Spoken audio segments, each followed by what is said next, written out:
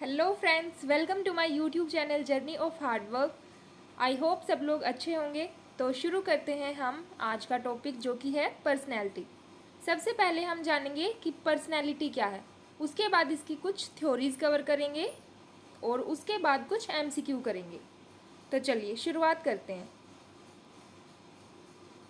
तो पर्सनैलिटी शब्द से आप क्या समझते हैं? जो पर्सनैलिटी शब्द है ये परसोना शब्द से आया है। लैटिन भाषा का एक शब्द है परसोना, उससे आया है, जिसका अर्थ होता है मुखौटा।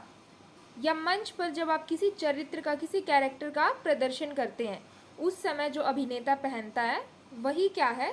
परसोना है, आपकी पर्सनैलिटी है। अब पर्सनैलिटी की अलग अलग डेफिनेशंस दी गई है, लेकिन अगर सिंपल शब्दों में समझे तो क्या है? व्यक्तित्व चिंतन है, आपकी थिंकिंग है, आपकी फीलिंग्स है, आपका बिहेवियर है, उसके विशिष्ट स्वरूप में व्यक्तिगत अंतर जो सब में पाया जाता है, इंडिविजुअल डिफरेंस, वही आपकी पर्सनैलिटी है।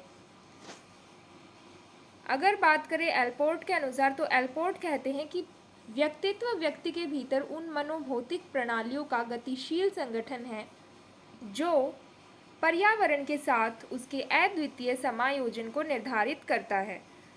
तो डेफिनेशंस का मैंने पहले भी बताया कि हम कुछ कीवर्ड्स को पकड़ सकते हैं, क्योंकि पूरी डेफिनेशन इतनी सारी याद करना पॉसिबल नहीं है। जैसे कि इसमें से एल्पोर्ट ने कौन सी शब्द का यूज़ किया? मनोभौतिक का। वो समायोजन की बात करते हैं पर्यावरण के साथ। किसके साथ? पर्यावरण के साथ। तो ये थी एल्पोर्ट के अनुसार परिभाषा। इसी तरह आइजेंक ने भी दी है, ये कैटल ने भी दी है और बैरन ने भी दी है। तो सबकी अलग अलग डेफिनेशन है पर्सनैलिटी को लेकर, लेकिन अंत में जो अर्थ निकलता है पर्सनैलिटी का वो सेम है। अब इसकी कैरेक्टरिस्टिक्स क्या है, पर्सनैलिटी की विशेषताएं क्या क्या है? तो ये शारीरिक और मनोवैज्ञानिक दोनों तरह से इसको देखा जाता है। दूसरा, सभी का व्यक्तित्व, सभी की जो पर्सनैलिटी होती है वो यूनिक होती है। और व्यक्तित्व यानी कि पर्सनैलिटी यूनिफाइड होल की तरह कार्य करती है। व्यक्तित्व के मुख्य लक्षण आसानी से परिवर्तित नहीं होते हैं, इसमें कंसिस्टेंसी होती है, यानी कि ये जो लक्षण होते हैं, ये जो सिम्टम्स होते हैं, ये कुछ समय के लिए बने रहते हैं, कंसिस्टेंसी रहती है और इसे आप आसानी से चेंज नहीं कर सकते हैं। आंतरिक या बाहरी परिस्थिति के कारण, अब ये चेंजेस जो आएंगे आपके बिहेवियर में पर्सनैलिटी को लेकर, ये आपके आएंगे या तो आंतरिक सिचुएशन के कारण, इंटरनल, या फिर एक्सटर्नल सिचुएशन के कारण। अब व्यक्तित्व आनुवंशिकता और वातावरण का गुणनफल है। कोई एक चीज़ इसे प्रभावित नहीं करती है कि सिर्फ हेरिडिटी ने कर दिया या सिर्फ एनवायरनमेंट ने कर दिया, दोनों ही चीज़ें इसे प्रभावित करती हैं। व्यक्तित्व परिस्थितियों का अनुकूलन है, आप किसी भी सिचुएशन में कैसे अडाप्ट करते हैं, कैसे चीज़ों को अनुकूलित करते हैं, वही आपकी पर्सनैलिटी को दिखाता है। फिर है idiographic versus nomothetic view points about personality. तो अगर इडियोग्राफिक में हम देखें तो इसमें कौन कौन से पॉइंट आते हैं? ये फोकस करता है आपका यूनिकनेस पर, जबकि जो दूसरे वाला है नोमोथेटिक, ये आपका फोकस करता है जनरलाइज आइडियाज़ को। इसके अलावा जो इडियोग्राफिक है वो सब्जेक्टिव एक्सपीरियंसेस की बात करता है और ये करता है ऑब्जेक्टिव नॉलेज की बात। स्टडी ऑफ यूनिकनेस, ये यूनिक की बात करेगा, तो ये वाला आपका जनरल की बात करेगा। इसके अलावा इसमें इंडिविजुअलिटी है, इसमें जनरलाइजेशन है, इसमें अगर आपकी फीलिंग्स आती हैं तो इसमें आपके सिद्धांत आते हैं, आपके जनरल प्रिंसिपल्स। और ये क्वालिटेटिव है, जबकि ये क्वांटिटेटिव है। अब अगर एग्जांपल ले तो इसमें आपके केस स्टडी आते हैं। इसके अलावा आपका इंट्रोस्पेक्शन, जब आप खुद की ही स्टडी करते हैं, खुद के ही बारे में जानते हैं, अपने ही बारे में गहन विश्लेषण करते हैं, इंट्रोस्पेक्शन आ जाएगा। इसके अलावा इसी में आपका रिफ्लेक्शन आ जाता है, आपका ड्रीम एनालिसिस इडियोग्राफिक में आता है, डायरीज एंड लेटर्स, ये सब इसमें आएगा। लेकिन अगर नोमोथेटिक की बात करें तो इसके एग्जाम्पल हो जाएंगे आपकी एक्सपेरिमेंट्स, आपकी प्रेडिक्शंस, आईक्यू। इडियोग्राफिक से रिलेटेड थ्योरी है आपकी फ्राइड की और नोमोथेटिक से रिलेटेड है आइजेंक की और कैटल की। अब थ्योरीज हैं पर्सनैलिटी की, तो पर्सनैलिटी की जो थ्योरीज हैं उनके कौन कौन से टाइप्स हैं वो जान लेते हैं। तो सबसे पहले है आपकी टाइप थ्योरीज होती हैं, उसके बाद कुछ ट्रेट थ्योरीज होती हैं, कुछ साइकोडायनेमिक थ्योरीज होती हैं, ह्यूमनिस्टिक थ्योरीज होती हैं मानवतावाद से संबंधित, इसके अलावा समाज से related social learning and cognitive theories होती हैं। तो आज हम टाइप थ्योरीज करने वाले हैं, देखेंगे कि टाइप थ्योरीज में आपकी कौन कौन सी किसकी थ्योरी आती है। तो अब पर्सनैलिटी की टाइप थ्योरी में जो सबसे पहले जो थ्योरी प्रेजेंट की गई वो है आपकी हिप्पोक्रेट्स की थ्योरी, जिसका नाम है 4 ह्यूमर्स थ्योरी। जानेंगे कि ये 4 ह्यूमर्स हैं क्या क्या। तो हिप्पोक्रेट्स ने इसे दिया, यहाँ से क्वेश्चन भी बनता है कि टाइप थ्योरी में सबसे पहली थ्योरी आपकी कौन सी आ जाएगी, तो वो हिप्पोक्रेट्स ने दी है, सबसे पहली टाइप थ्योरी इन्होंने दी है। अब हिप्पोक्रेट्स ने जो ह्यूमर्स प्रेजेंट किए वो कौन कौन से थे, तो इन्होंने बात की ब्लड की, येलो बाइल की, फ्लैग्म की और ब्लैक बाइल की। ब्लड यहाँ पर आशावादी को दिखाता है, जबकि जो येलो बाइल है वो परेशान या फिर चिड़चिड़ा स्वभाव दिखाता है। फ्लैग्म दिखाता है एक सुस्त, और ब्लैक बाइल दिखाता है एक दुख वाली अवस्था को। तो इन 4 के माध्यम से इन्होंने पर्सनैलिटी को प्रेजेंट किया है।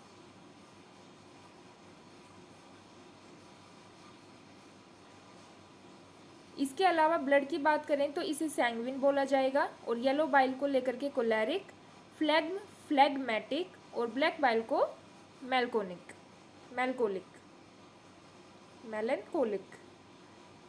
तो ये है आपकी, ये छोटी सी थ्योरी थी हिप्पोक्रेट्स की। अब अगली थ्योरी है क्रैशमर्स की। इन्होंने व्यक्तित्व को किसके आधार पर बताया है, शारीरिक बनावट के आधार पर बनाया है। इन्होंने भी 4 टाइप्स ही दिए हैं पर्सनैलिटीज़ के, जो सबसे पहला है आपका पाइकनिक। इसमें आते हैं फैट टाइप्स, जो हेल्दी लोग होते हैं। अब ये जो लोग होते हैं ना, ये होते हैं सोशल, सबसे घुल मिल कर रहते हैं, सबकी हेल्प करते हैं, सबसे अच्छे से मिलजुल कर बातचीत करते हैं। अब इनमें जो मेंटल डिसऑर्डर होता है पर्सनैलिटी का, वो कौन सा होता है, वो होता है आपका MDP, मैनिक डिप्रेसिव साइकोसिस। इसके अलावा जो दूसरा टाइप इन्होंने बताया है वो है आपका एथलेटिक। तो इसके तो नाम से ही पता चल रहा होगा आपको कि ये लोग कैसे होते हैं, ये हेल्दी होते हैं, शारीरिक क्रियाओं में ज़्यादा रुचि लेते हैं, बैलेंस रहता है मसल्स एंड बोन्स के बीच, एनर्जेटिक होते हैं, और एनर्जेटिक हैं तो आशावादी भी होंगे ही। अब इनमें जो डिसऑर्डर आता है उसका नाम है सिजोफ्रेनिया। इसमें क्या होता है कि रुक रुक कर बोलने लगता है, या फिर कुछ ना होने पर भी उसे ऐसा लगता है कि हाँ नहीं कुछ तो है, मैंने कुछ तो देखा वहाँ। तो ये चीज़ होती है सिजोफ्रेनिया में।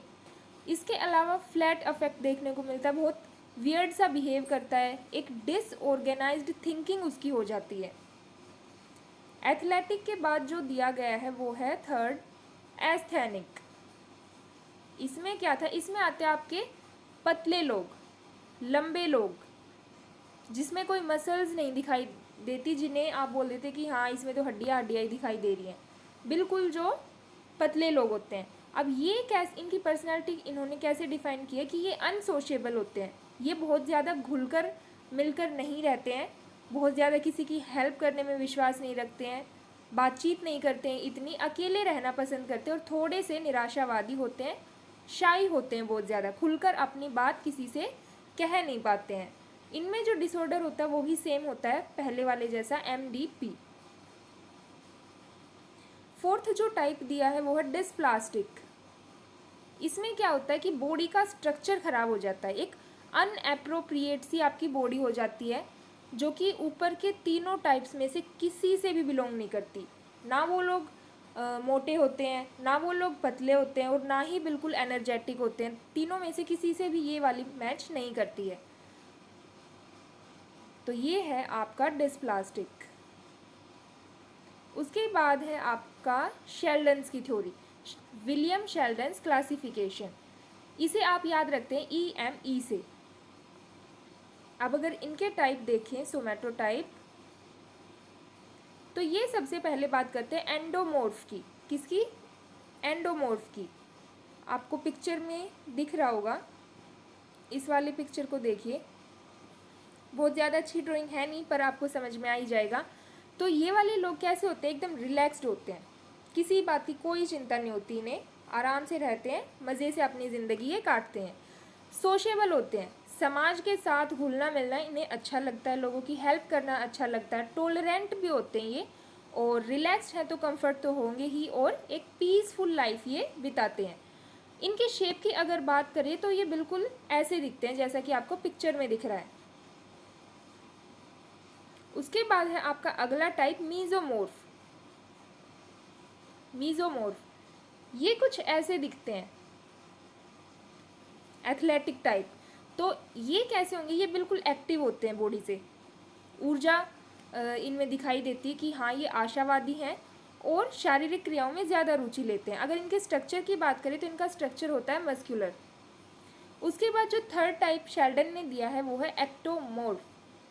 एंडोमॉर्फ, फिर है मीजोमॉर्फ, और उसके बाद है एक्टोमॉर्फ। इसमें क्या होता है, ये लोग बहुत ज़्यादा शांत होते हैं, सेंसिटिव होते हैं, कुछ ऐसे दिखते हैं ये। अनसोशेबल होते हैं, घुल मिलकर बात नहीं करते, शाई होते हैं, और पुअर मसल्स अगर इनके स्ट्रक्चर की बात करें हम तो ये था शेल्डन का जो वर्गीकरण उन्होंने पर्सनैलिटी का किया। उसके बाद है जोंग्स की थ्योरी। इन्होंने कैसे क्लासिफिकेशन किया है, इन्होंने दो भाग बांटे हैं, एक अंतर्मुखी एक बहिर्मुखी, इंट्रोवर्ट और एक्सट्रोवर्ट। तो दोनों क्या है, इंट्रोवर्ट में कौन से लोग आ जाएंगे, जो कि बहुत ज़्यादा घुल मिलकर नहीं रहते हैं, बहुत शर्माते हैं, अपनी बात कहने से रख नहीं पाते अपनी बात सबके सामने आसानी से, सोशेबल नहीं होते हैं, समाज से कट जाते हैं, अकेले रहना पसंद करते हैं, निराशावादी होते हैं। तो ऐसे लोगों को हम क्या कहेंगे, इंट्रोवर्ट कहते हैं। एक्सट्रोवर्ट क्या होता है, जो कि आउट गोइंग होते हैं, बिल्कुल खुलकर बात करते हैं, सबसे घुल मिलकर रहते हैं, हेल्प करते हैं लोगों की, समाज में उठते बैठते हैं, फ्रेंडली नेचर के होते हैं बहुत, और बहुत ज़्यादा टॉकेटिव भी होते हैं ये, सोशल होते हैं और सपोर्टिव होते हैं। तो अब आप भी देखना कि आप इनमें से कौन सी कैटेगरी में आते हैं। और इंट्रोवर्ट और एक्सट्रोवर्ट दोनों के बीच की जो स्थिति है उसे बोला जाता है एम्बीवर्ट, जिसमें दोनों के कुछ ना कुछ लक्षण दिखाई दें, कुछ आपको इंट्रोवर्ट के दिख जाएंगे, कुछ एक्सट्रोवर्ट के दिख जाएंगे। तो ये थी जुंग की थ्योरी। उसके बाद है type A and type B theory. ये आपकी दी है फ्राइडमैन ने और उनके सहयोगियों ने। तो नाम ही है type A and type B, तो हमें टाइप सी जानने। टाइप ए में क्या होता है, इन लोगों में धैर्य की कमी होती है, बहुत बेचैन होते हैं किसी भी चीज़ को लेकर, स्टेटस के बारे में इनसिक्योर होते हैं, हाईली कॉम्पिटिटिव होते हैं, इसके अलावा एग्रेसिव होते हैं, गुस्सा बहुत जल्दी आ जाता है, इनकैपेबल होते हैं रिलैक्सेशन के, आसानी से रिलैक्स कर नहीं पाते ये लोग, इनसिक्योरिटी रहती इन्हें। टाइप बी हो जाएगा इसका अपोजिट, इनमें पूरा धैर्य भी होता है, सोशेबल भी होते हैं, हेल्प करने वाले भी होते हैं, और एकदम रिलैक्स्ड होते हैं, ये ईजी गोइंग होते हैं, आउट गोइंग होते हैं। फिर है type A B. Type A B हो जाएगा अब वही मिक्स्ड, जिसमें टाइप ए के कुछ लक्षण आपको दिख जाएंगे या फिर टाइप बी के कुछ लक्षण दिख जाएंगे, तो दोनों का एक मिक्स्ड स्ट्रक्चर आपको देखने को इसमें मिलता है। उसके बाद है अगली थ्योरी स्प्रेंजर्स की। इन्होंने कौन कौन से टाइप्स दिए हैं वो देख लेते हैं। अब इन्होंने जो टाइप्स दिए ना वो दिए हैं दर्शन शास्त्र के अनुसार, सर्टेन वैल्यूज़ जो व्यक्तित्व को एक यूनिट के रूप में देखते हैं। टाइप कौन कौन से हैं वो जान लेते हैं। सबसे पहला जो टाइप दिया है वो है थ्योरेटिकल टाइप। इसमें क्या होता है कि सच की खोज में निकल जाते हैं लोग। कौन कौन आ जाएगा इसमें, आपके साइंटिस्ट आप ले सकते हैं या फिर फिलोसफर जो होते हैं। सेकंड टाइप इन्होंने दिया है वो है इकोनॉमिक, आर्थिक, यानी कि पैसे से आने वाली चीज़ों में इन्हें ज़्यादा रुचि होती है। थर्ड है आपका एस्थेटिक, जिन्हें सौंदर्य में रुचि होती है, भाई आसपास चीज़ें कैसी दिख रही हैं, क्या उनका प्राकृतिक सौंदर्य है, उसमें बहुत ज़्यादा इंटरेस्ट लेते हैं ये।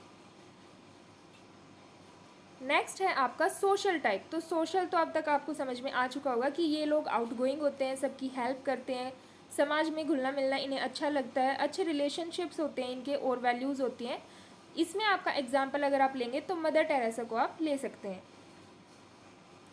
नेक्स्ट टाइप है आपका पॉलिटिकल टाइप, जिन्हें पावर में इंटरेस्ट होता है, कि उन्हें सत्ता चाहिए और ये लोगों को इन्फ्लुएंस करना चाहते हैं, कि लोग उनसे प्रभावित हों। फिर आपका लास्ट जो सिक्स्थ टाइप इन्होंने दिया वो है रिलीजियस टाइप। धर्म में बहुत ज़्यादा रुचि होती है, वास्तविक सत्य और इन सबको जानने की इच्छा रखते हैं, सत्य मीमांसा नैतिकता की बात रखते हैं ये, और इनके अपने कुछ धार्मिक नियम भी होते हैं। तो ये थी आपकी लास्ट थ्योरी। अब बाकी की थ्योरीज हम अगली क्लास में जानेंगे, जहाँ से ट्रेट थ्योरी स्टार्ट हो जाएंगी। ये सारी कौन सी थी? ये टाइप थ्योरीज थी, जिसकी शुरुआत होती है हिपोक्रेट्स की थ्योरी से। अब कर लेते हैं कुछ क्वेश्चन। सबसे पहला क्वेश्चन है, dash is defined as a person's characteristic patterns of behaviour, thinking and feeling.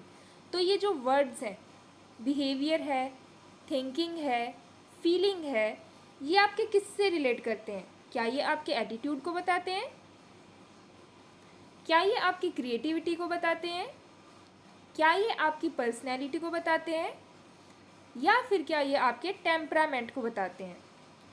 तो ये आपकी पर्सनैलिटी को बताते हैं, आपके व्यक्तित्व को बताते हैं। जैसे भी आप व्यवहार करेंगे उसी हिसाब से अंदाज़ा लगा लिया जाएगा कि हाँ, इसकी पर्सनैलिटी कैसी है। ये बहुत गुस्से में बात कर रहा है, ये बहुत प्यार से बात कर रहा है, घुलने मिलने वाला है या नहीं, थिंकिंग कैसी है, कैसी फीलिंग्स हैं, इसके प्रति अंदाज़ा लगा लिया जाता है कि इसकी पर्सनैलिटी, इसका व्यक्तित्व कैसा है। नेक्स्ट क्वेश्चन है, एन एंड्रोजीनस पर्सनैलिटी। तो एंड्रो यानी कि किसी दो के गुण मिलेंगे इसमें। तो इसका आंसर है आपका has a balance of what are generally considered masculine and feminine, यानी कि जिसमें दोनों के ट्रेट्स आपको देखने में मिलते हैं, मॉस्कुलिन भी और फेमिनिन भी। नेक्स्ट क्वेश्चन है, द डेटर्मिनेंट्स ऑफ पर्सनैलिटी आर। तो अब आपके व्यक्तित्व को कौन कौन सी चीज़ें प्रभावित करती हैं? हमने कैरेक्टरिस्टिक में देखा था कि हेरेडिटी और एनवायरनमेंट दोनों ही प्रभावित करते हैं, दोनों का ही क्या है, ये प्रोडक्ट है, गुणनफल है। तो फिर यहाँ पर पहला ऑप्शन दिया है सोशल। आपका समाज कैसा है, आपके आसपास का वातावरण कैसा है, वो आपकी पर्सनैलिटी को प्रभावित करता है।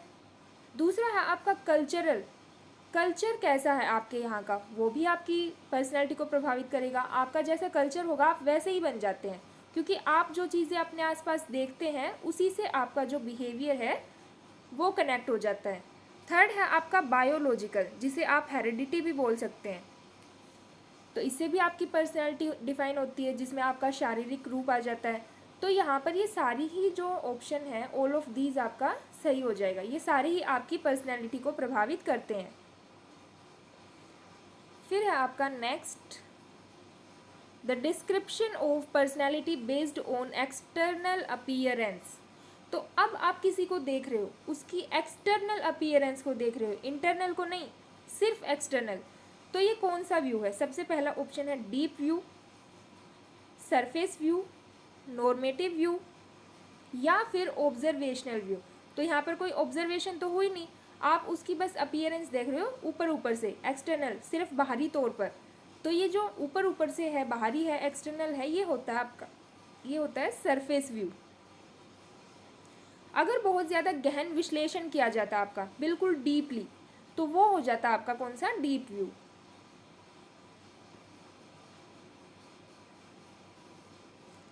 नेक्स्ट है, the first typological classification of personality was presented by. तो मैंने आपको बोला था कि यहाँ से क्वेश्चन बनता है कि पहली टाइप थ्योरी किसने दी।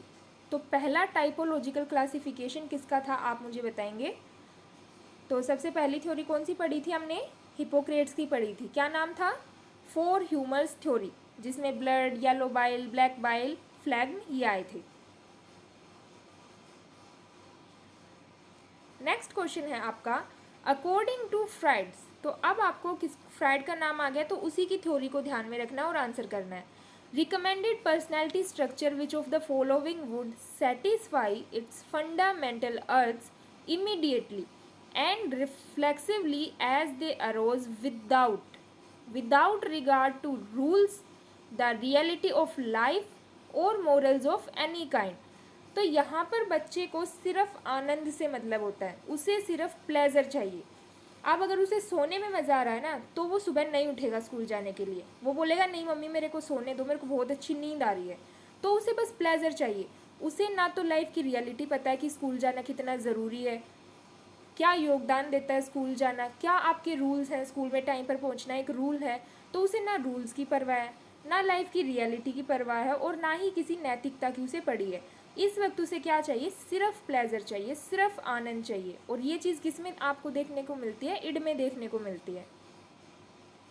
तो आपका इड यहाँ पर बिल्कुल सही हो जाएगा। उसके बाद आपका नेक्स्ट आता है ईगो, और उसके बाद आ जाता है सुपर ईगो। ईगो में वो वास्तविकता को जानने लग जाता है, रियलिटी को पहचानने लग जाता है, और सुपर ईगो में जाकर वो नैतिकता को भी समझने लग जाता है कि कौन सी चीज़ सही है, कौन सी चीज़ गलत है, मुझे कौन से रास्ते की तरफ जाना है, वो उस चीज़ को चुन लेता है। फिर नेक्स्ट क्वेश्चन है आपका, which type of learning mainly influences the personality of the child. तो कौन सी थ्योरी आपकी पर्सनैलिटी को सबसे ज़्यादा प्रभावित करती है। ट्रायल एंड एरर थ्योरी, तो ये तो लर्निंग थ्योरी है। फिर है इमिटेशन लर्निंग, तो जी हाँ, ये आपका बिहेवियर से संबंधित है, और आपके बिहेवियर से ही क्या बन जाती है, आपकी पर्सनैलिटी, क्योंकि बिहेवियर ही आपका पर्सनैलिटी से भी कनेक्ट करता है। थर्ड है इंसाइटफुल लर्निंग, इंस्ट्रक्शनल लर्निंग, तो इमिटेशन यहाँ पर बिल्कुल सही है, क्योंकि बच्चा जैसे जैसे, आपको पता है कि बच्चा बड़ों की नकल करता है। जब वो छोटा होता है तो वो सिर्फ एक्ट करता है आपके जैसे, आप जैसे जैसे करेंगे सेम बिल्कुल वैसे करने की कोशिश करेगा।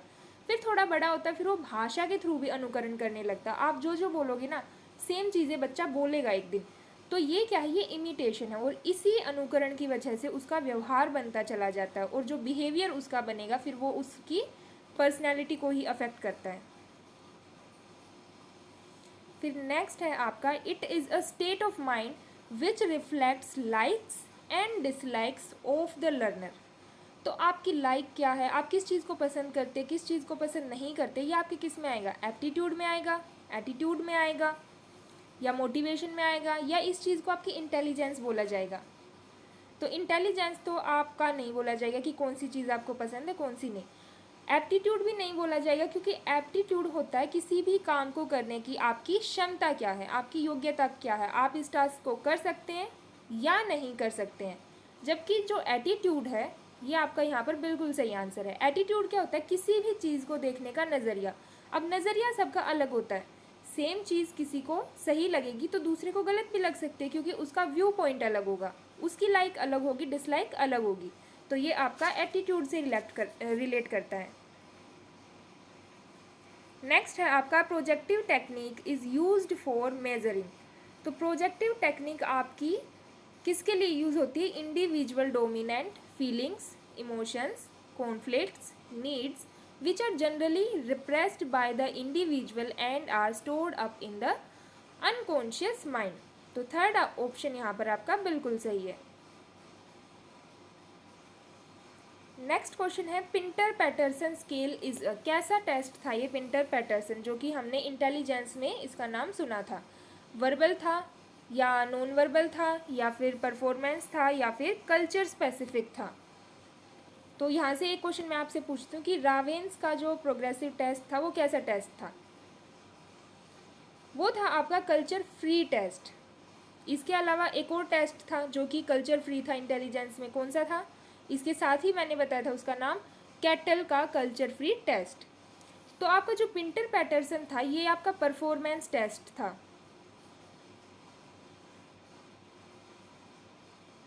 फिर आपका next question, which of the following is not an element of counselling.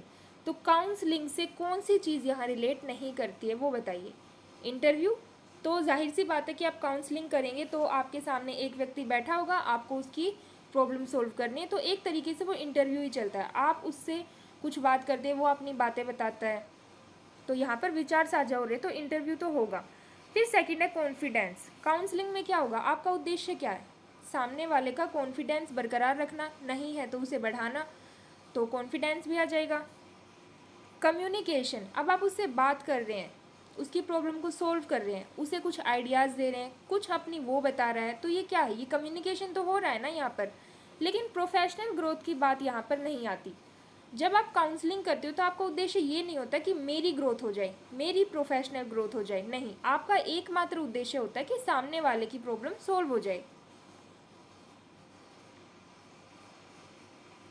Next question है, Sheldon divided all human beings into endomorphic, mesomorphic, ectomorphic categories of physical dimensions. This theory of personality is called.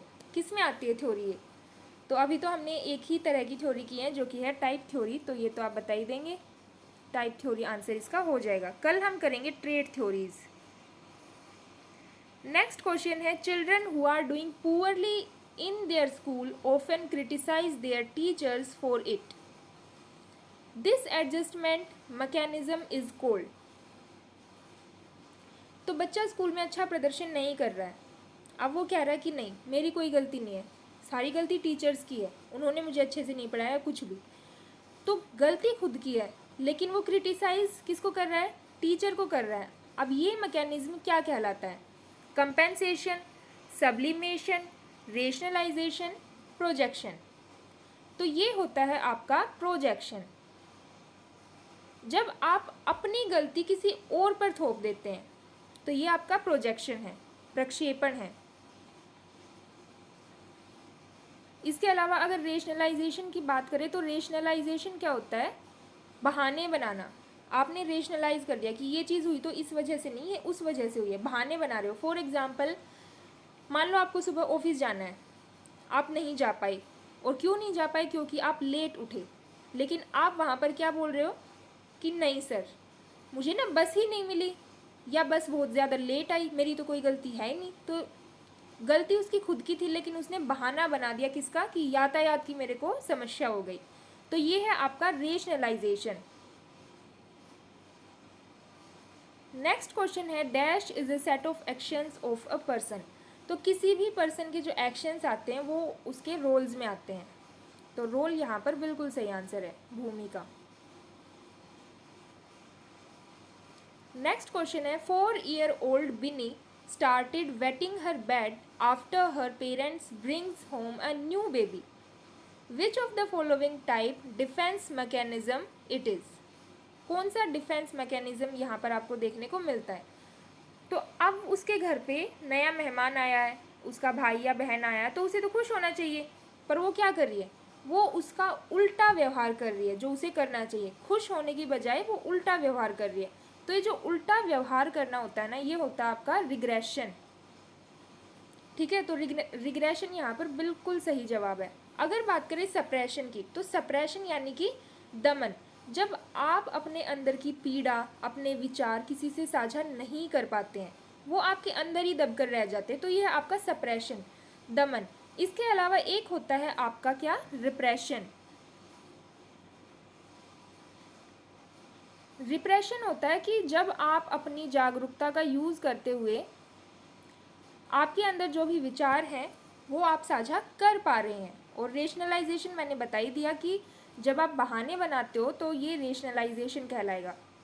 Displacement क्या होता है कि मान लो आपको गुस्सा आ रहा है, अब आप क्या करोगे? बजाय कि आप किसी को बुरा भला बोलने के या फिर किसी को मारने के, आप क्या करोगे कि आप वो चीज़ करने लग जाओ जिसमें आपको आनंद आता है, या जिससे आपका जो गुस्सा है ना वो दूसरी दिशा ले लेता है। फॉर एग्जाम्पल, किसी को गुस्सा आता है तो वो खाना बनाने लग जाए, किसी को गुस्सा आता है तो उसको डांस के माध्यम से अभिव्यक्त करे। तो ये क्या है? ये आपका डिस्प्लेसमेंट में आ जाएगा। जब एक चीज़ को आपने कोई दूसरी ही दिशा दे दी, किसी दूसरी ही तरफ ट्रांसफ़र कर दिया, स्थानांतरित कर दिया, तो ये आपका डिस्प्लेसमेंट कहलाएगा। तो ये थी आपकी आज की क्लास जिसमें आपने पर्सनैलिटी के बारे में जाना, सिर्फ टाइप थ्योरीज़ के बारे में। कल हम ट्रेड थ्योरीज़ के बारे में जानेंगे। और अगर आप चाहते हैं PYQ प्रैक्टिस, तो उसके लिए आप टेलीग्राम ग्रुप ज्वाइन कर सकते हैं, जिसका लिंक आपको अबाउट सेक्शन में मिल जाएगा। वहाँ पर आपको 100 क्वेश्चंस की क्विज़ मिलेगी प्रीवियस ईयर, तो आप वहाँ पर खुद को असेस कर सकते हैं। तो आज के लिए इतना ही। तब तक के लिए स्वस्थ रहिए, खुश रहिए और मस्त रहिए, और प्लीज़ चैनल को सब्सक्राइब करते हुए जाइए। Thank you. मिलते हैं नेक्स्ट वीडियो में।